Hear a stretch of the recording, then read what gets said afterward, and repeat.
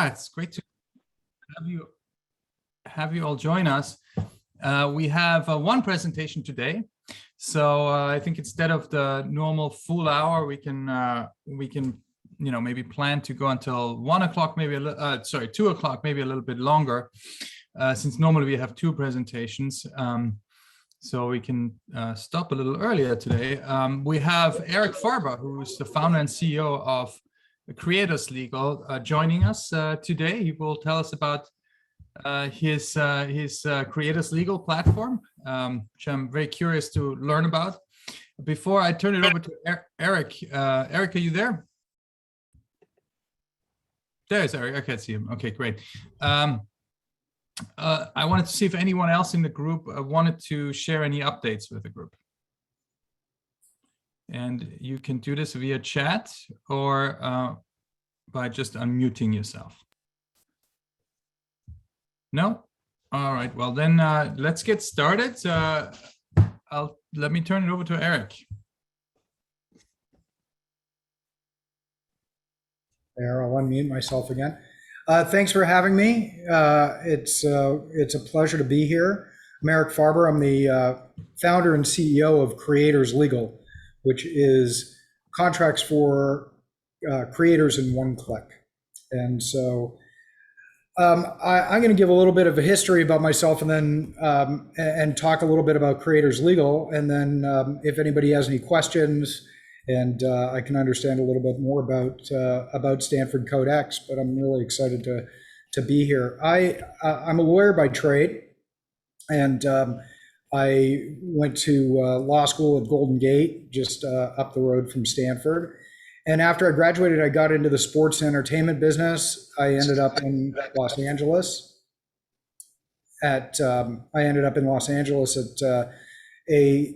what is now a very large company called UTA, United Talent Agents, and it's one of the large major three agencies. And I went from there to Sony Pictures and produced movies at a small independent film company called Signature Films. And after a couple of years in LA, I actually had the opportunity to go back into private practice, primarily doing sports and entertainment again, when I landed a very large client, the Tupac Shakur estate. And I worked on the Tupac Shakur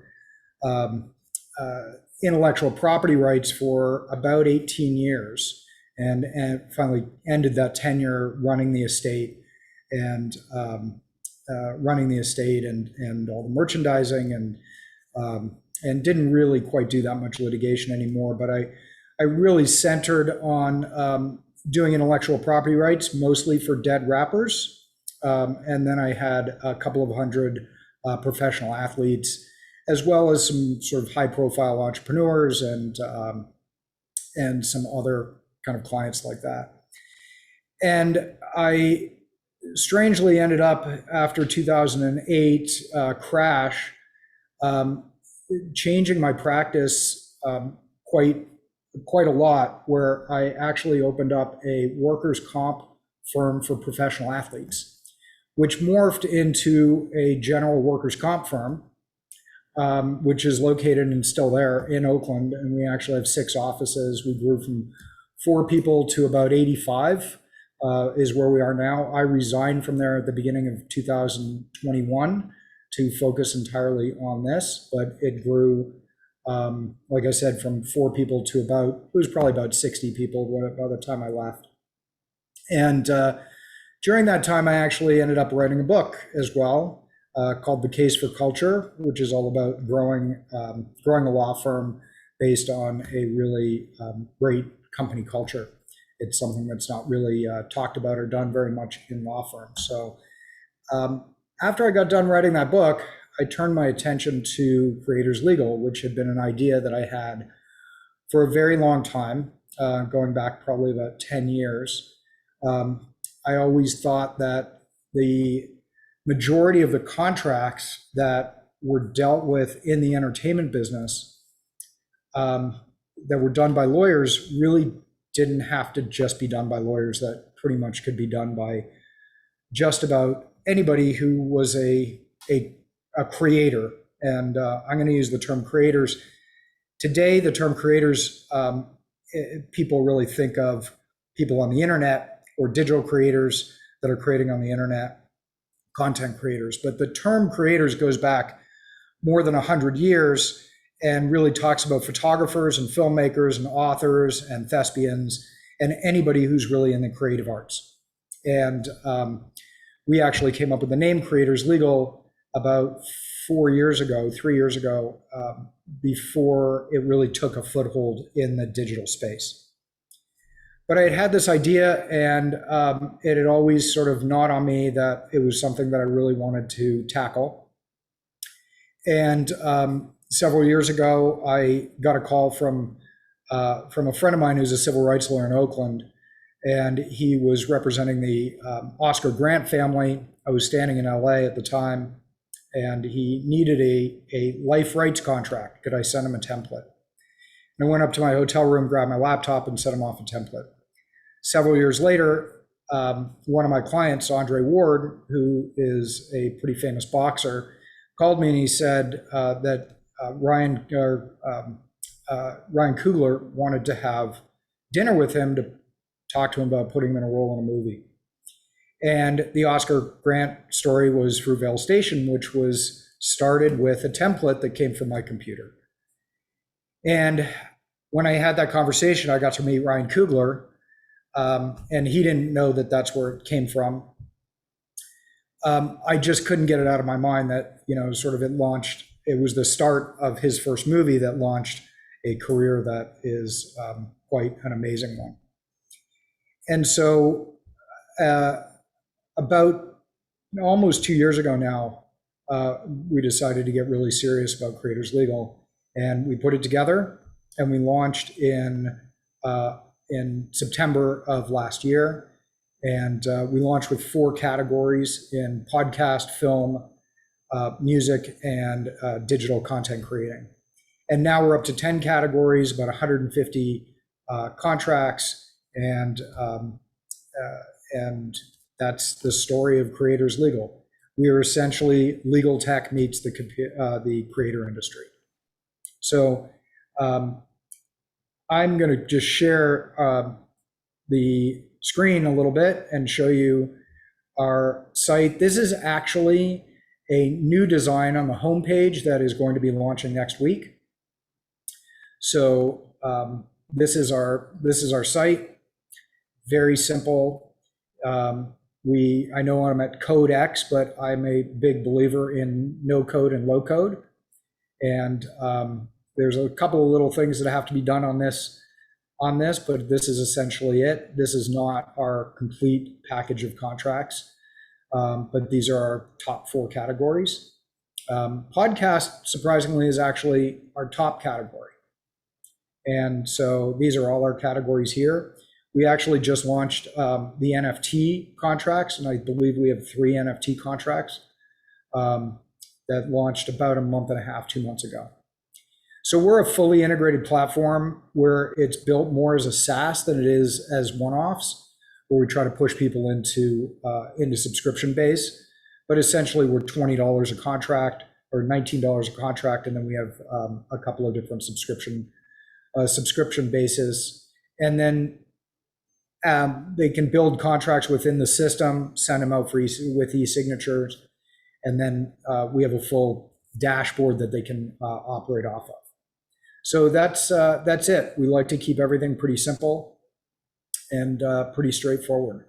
So if anybody has any questions, I'm happy to kind of talk about our journey in this. I can tell you one thing: I'm not the traditional 22-year-old founder, and so that has actually been a challenge for the company. The founders are non-traditional, and they always talk about overlooked founders, but in trying to raise money and things like that, I can tell you I have experienced it in a very, very big way. And finally, one of our advisors said, "Stop trying. Nobody's going to give you any money. You're not 22 years old and you didn't graduate from MIT, Harvard, or Stanford." So that's been our experience. And so I have stopped. So with regards to that. So, but It looks like So Bruce. it's self-funded now. You're completely. We essentially self-funded. We have some angels as well, but the traditional VC route has been has not been the same for us. Okay. Yeah. Interesting. So I think yeah. So I think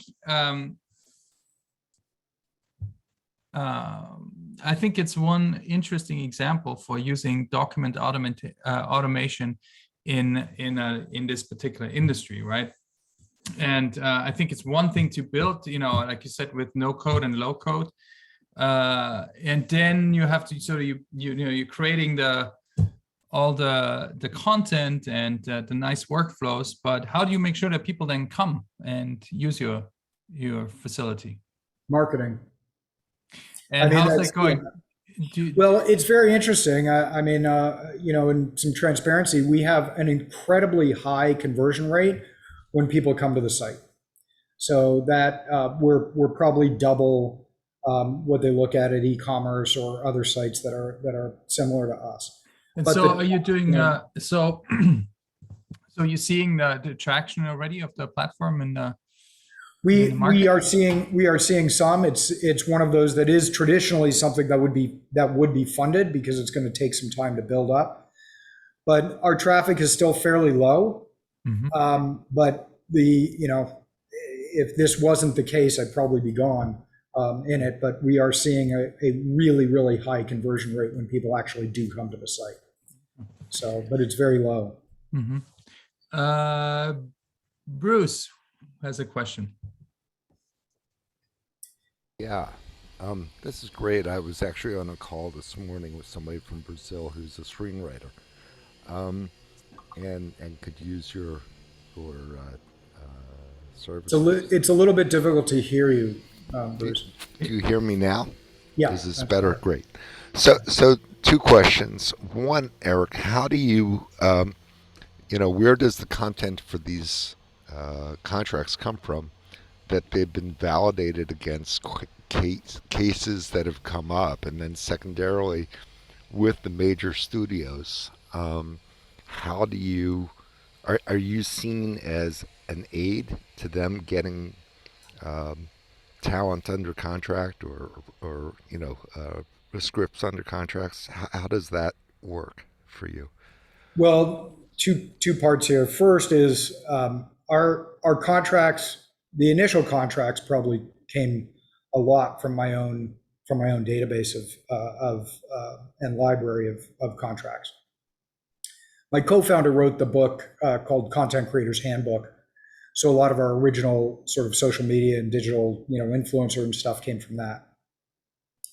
The rest of them have been developed by a woman named Virginia Longmuir, who is our head of contracts. And she comes from the studio side, most recently Rat Pack, which is Brett Ratner's company. And she's been a studio lawyer for about 20 years. So eventually we see ourselves as a SaaS platform for production companies. Right now, we're mainly in the independent film or the independent creator business. But eventually I think we'll see more of the small production companies. I don't think the major studios would ever use us much. However, the Samuel Goldwyn Company has tested us out because my old boss from the film company happens to be president of production for them now. And so, but when you're talking about signing, a big star, when you're talking about signing Will Smith, that's going to be a whole different contract than signing the general talent pool. And so our contracts are really about the general 90%, 95% of stuff that would get done. As far as case law, et cetera, just being very frank, entertainment contracts haven't changed much in 25 years. There's very little that changes. But we are constantly updating. We've actually gone through and updated all of our contracts since launch to try to make them better, make them easier to use within our form building system. The ones that probably are changing more than anything else right now, excuse me, the ones that are changing more than anything else right now are probably the digital creator stuff when it comes to web series, things like that. All of our contracts are about independent productions, and we stay away from the union guidelines. If people want union contracts, they can actually go to the guilds if they're members.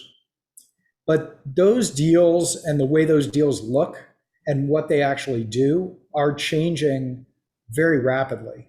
So we are trying to keep up on that, and we get a lot of feedback from some of our users, right?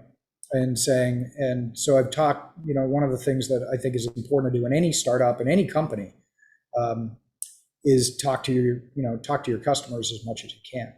And so I've had a lot of conversations with them, and we've gotten a lot of ideas from those people themselves that we've talked to. One is a really good example is a brand owner who is an influencer.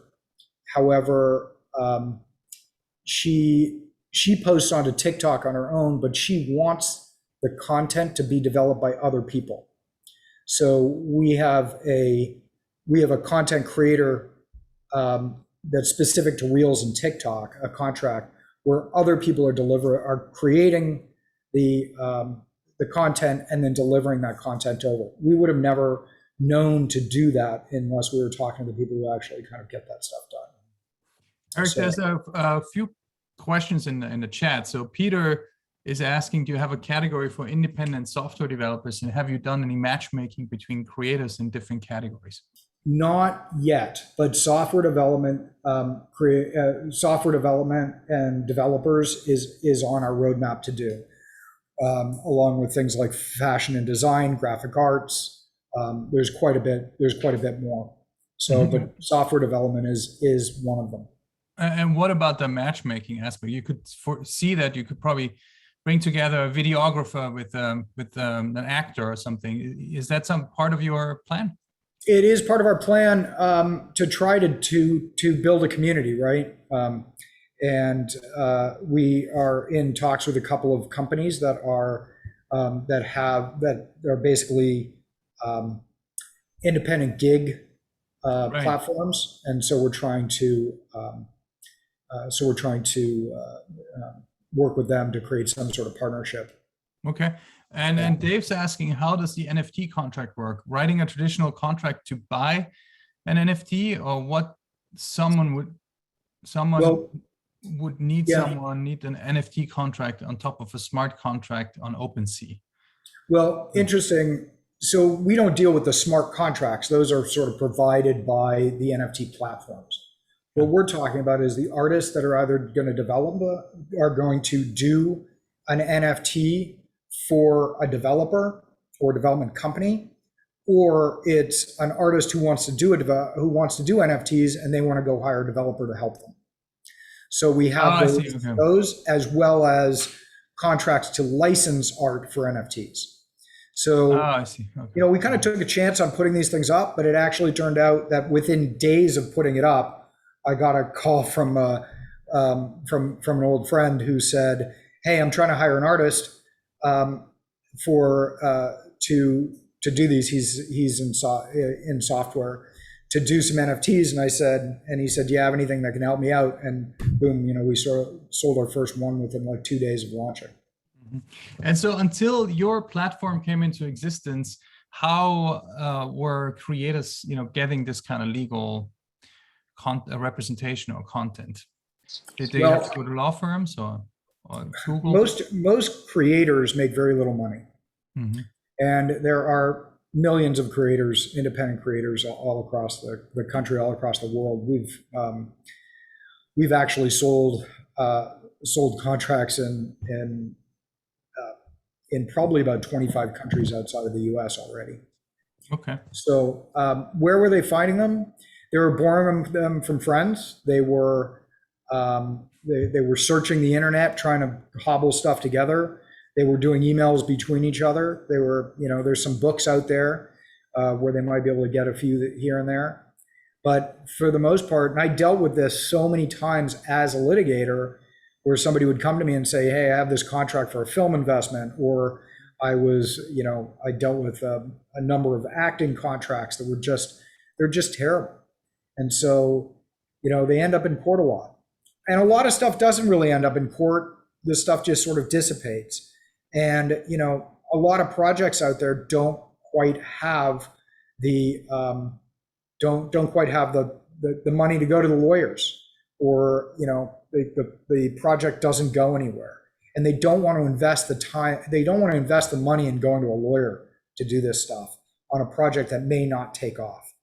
So this is a really inexpensive alternative to be able to document stuff quickly and sort of get going. We've also had a great deal of success with student creators. We have an education program that allows students or faculty with an EDU address to get a full annual subscription for $40 a year. And so we launched a pilot program at Cal State Northridge in their SynArts program.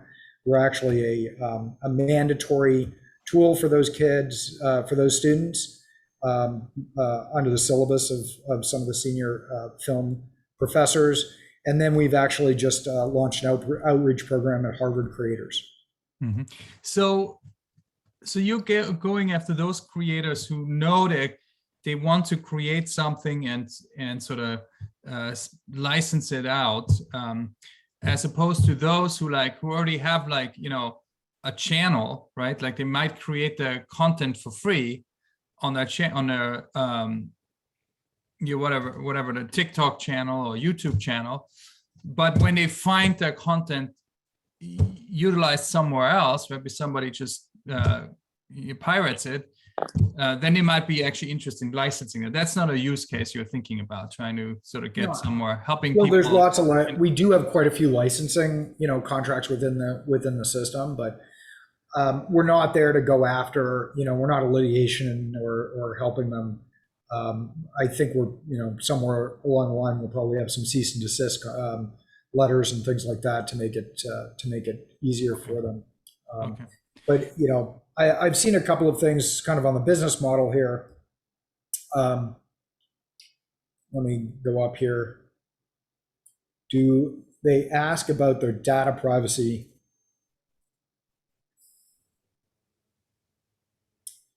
They really haven't asked about the privacy stuff very much. I mean, we have a general privacy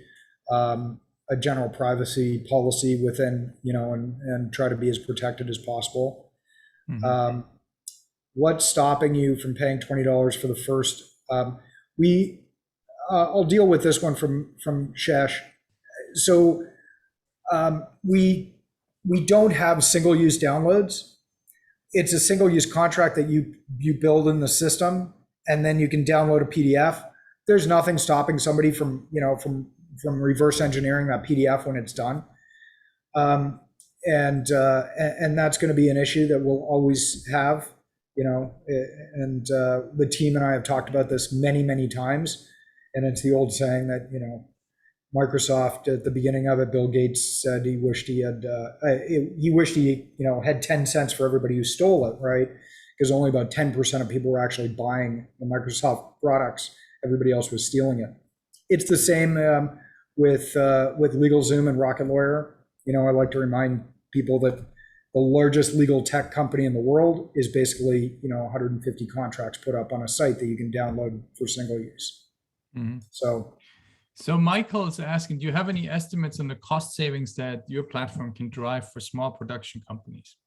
Yeah, I mean, I look at it and say an experienced entertainment lawyer is probably $750 to $1,000 an hour. I'm sorry, apparently somebody is doing some construction next door all of a sudden. So, a good entertainment lawyer is $1,000 an hour. Let's call it $500 an hour. The average lawyer in America charges $300 an hour. The average contract in America from beginning to end is $6,900. I'm not going to put it towards those because an experienced entertainment lawyer can kick out a contract in maybe an hour or two. We estimate right now, I haven't looked in a bit, but I think within a few months, we had about 600 contracts built in our system within the first 4 months. I look at that and say, look, we've saved people between $500,000 and $600,000 already. Mm-hmm. And can you talk a little bit about how you build your system? You said you used like some no code or low code Yeah, I systems. mean, this is not a difficult system, right? This is basic e-commerce. And there is an app in the background of it that handles the dashboard, handles the form builder, but it is, so much of this stuff is off the shelf and really simple to use, really simple to build these days. So we're just a general, e-commerce WordPress site. Okay. I don't know if you had already responded to Ilke Okan.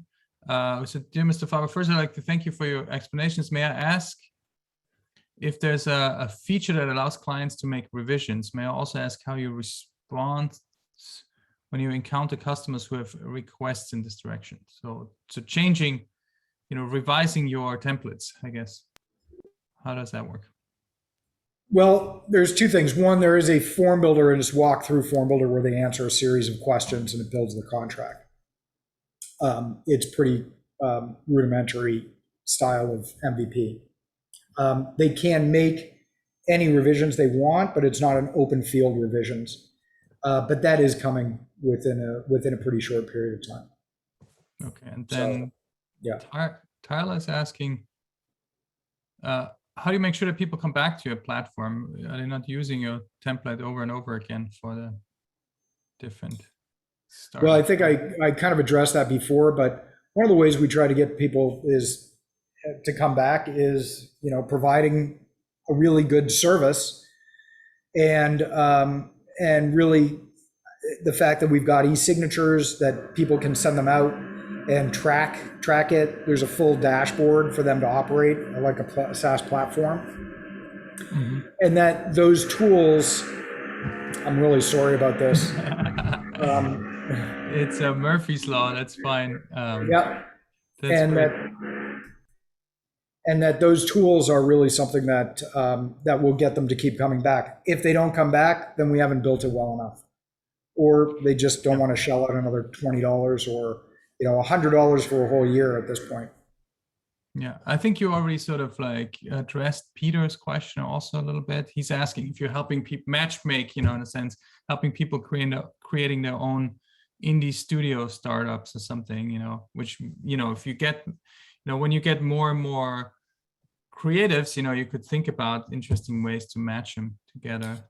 Yeah, we are actually about to start a Discord community as well as a Facebook community. And, there's an old saying about, build the tool, come for the tools, stay for the community. Right. Yeah. Spria is asking if you're using any AI in, for example, analyzing contracts that maybe the creators get from their customers, or to compare different clauses. We're not using an AI. Maybe someday we'll use some sort of AI, but I mean, this is templates. This is pretty easy stuff. And the creators, and what this is really about is not necessarily clients that creators might have, but it is helping creators, and let's be broader, right?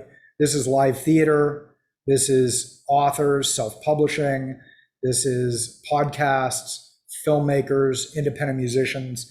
It's an indie film producer who is hiring an editor. It is hiring a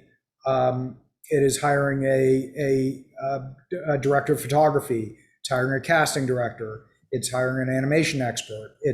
So this is really about the people who put the film together, right? It's hiring a social media manager when they release the film, that type of thing. Got it. Nadia is asking, are you learning or discovering interesting insights from your customers based on their requests and needs? Any changes in specific areas of the entertainment industry? Yeah, like I said, there's two ways to look at, customer interaction, right? Customers don't always reach out to you, even if you try to reach out to them.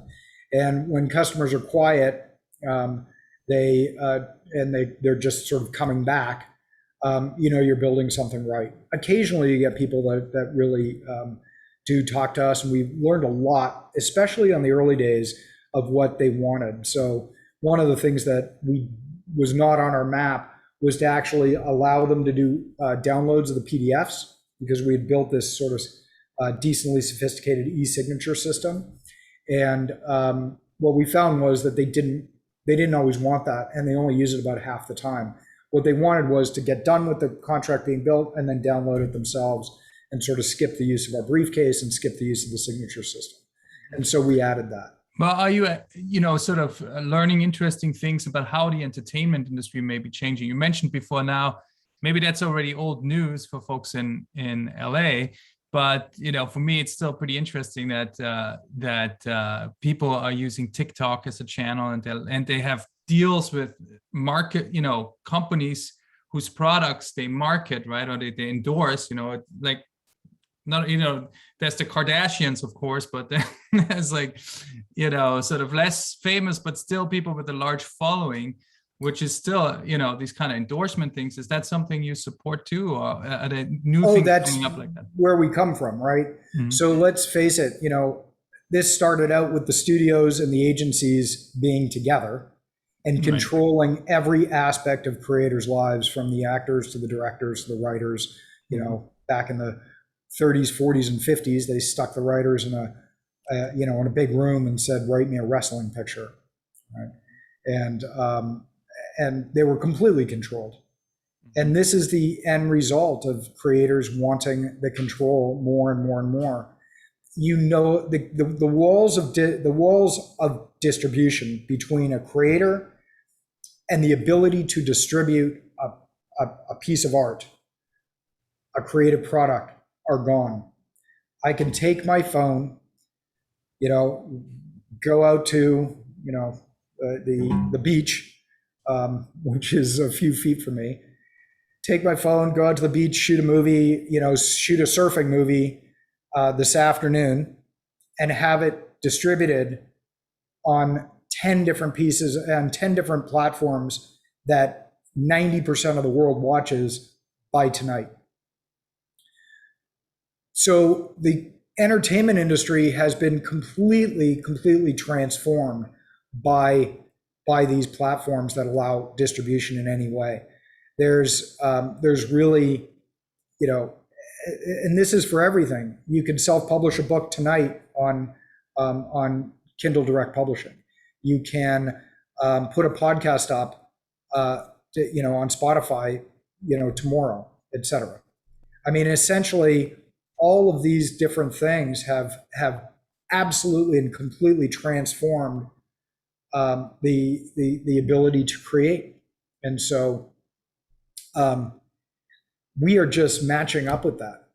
I mean, we're just providing an easy to use service that you can get. Most contracts can be completed in about 6 minutes. Right. So what's sort of the long-term, what's the moonshot for your business? You said you want to reach like all, maybe not Will Smith, but is that the goal, that you sort of like your contracts become like, used in more and more sort of high value transactions, or you just want to get sort of the broadest amount of creators on it, or both, or what's?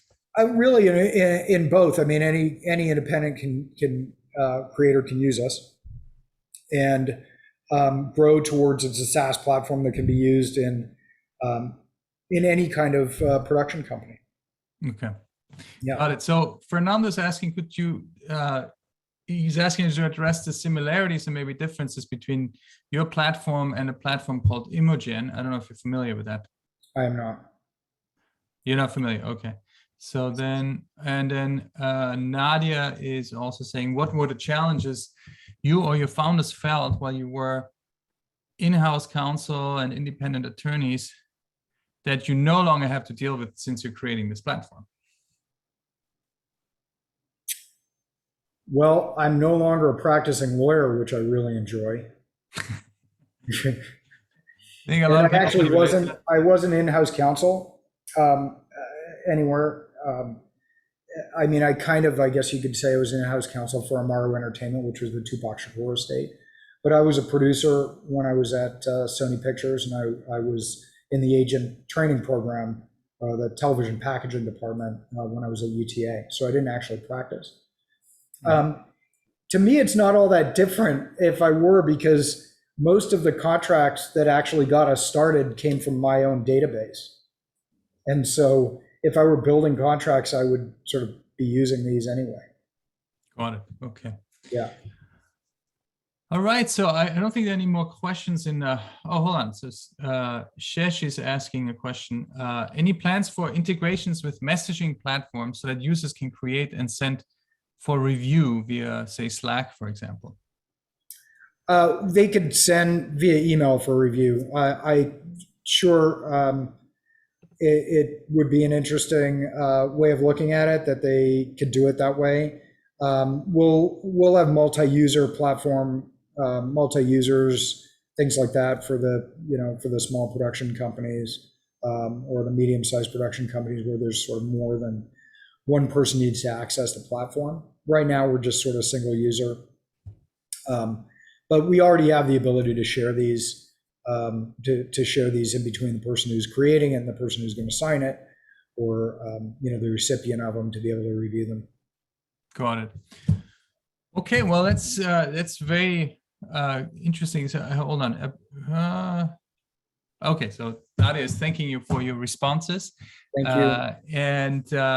And yeah, this is very, very interesting. I think it's interesting how there's so many small production companies and artists out there, and like you say, many times they don't have good legal representation or good contracts. And at CodeX we like to highlight kind of new innovative ways in delivering legal services and legal content. And many times people discover new niches, right? And this is sort of an interesting, possibly very valuable niche. And this is a very, very interesting way to sort of service this community. And really appreciate you sort of joining us and sharing with this group and answering the questions. So thank you. I will say, it's interesting. I was filling out the thing for CodeX to put our company on, and there's nothing that there's no category for consumer legal, direct to consumer legal.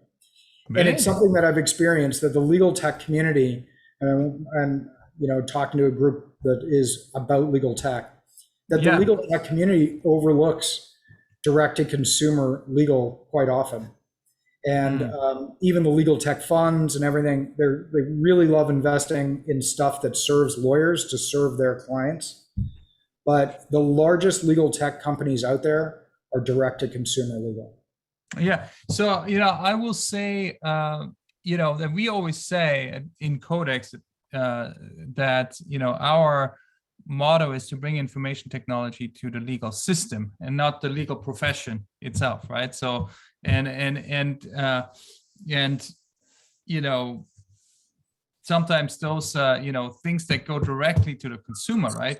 Our focus is on computational law, where we automate and mechanize sort of legal reasoning and can go and make legal content and legal insights and knowledge directly accessible to end users and consumers. So that's surprises me if there's no category. You're referring to our index, right, where we categorize or the database of early stage startups. Certainly, many people that we've had involved, from early days on, like Eddie Hartman and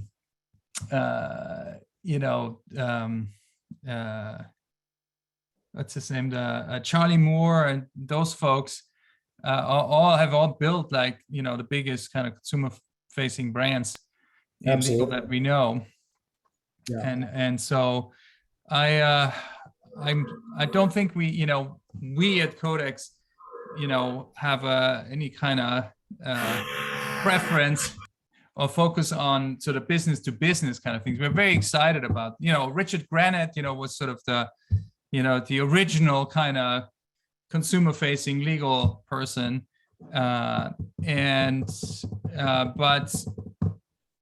it surprises me that there's no tags for consumer facing in our database. I should talk to Peter and we should look into that.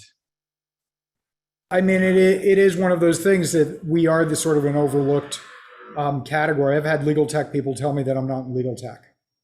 Oh, okay. Well, So it's always been interesting to me. There was a quick question, and I'm gonna really respond to it really quickly, and then we can kind of it talked about articles of incorporation. So we do not do any regulatory filings. It's the difference between us and Rocket Lawyer, LegalZoom, some of those. There's plenty of companies out there, and we've partnered with a few that do that, right? A company called Doula. And the reason for that is because what we do is essentially we do not run over any regulatory issues with regards to practicing law without a license. So there's very special categories when it comes to helping consumers construct something that's going to be a regulatory filing, like a trademark, a copyright, a patent, or filing articles of incorporation. It may seem very easy, but that's where you start to run into the regulatory stuff. And as we launched, just sort of, I think with the exception of LegalZoom, which did a lot of LLCs at the beginning, that's where we've sort of landed. So, and we'll probably stay there for a while. Because that's when you start getting into the really expensive stuff. Got it. Yeah. Thanks for that clarification. Well, Eric, thank you so much for joining us today and sharing the story of Creative Legal, or Creators Legal, sorry. And best of luck. Please keep us posted. Thank you very much. If anybody wants to reach out, learn more about us, invest, any of that stuff, just hit me up at eric@creatorslegal.com. Yeah. Can you put it in the chat, please? Sure. Pretty simple. eric@creatorslegal.com. Let me stick it in here. Perfect. Okay, great. All right, and to everyone else in the meeting, thank you so much for joining us today. I don't know, Susan, are we meeting next week again? We're going to take a break next week, and we'll be back February 3rd with more presenters. So stay tuned. All right.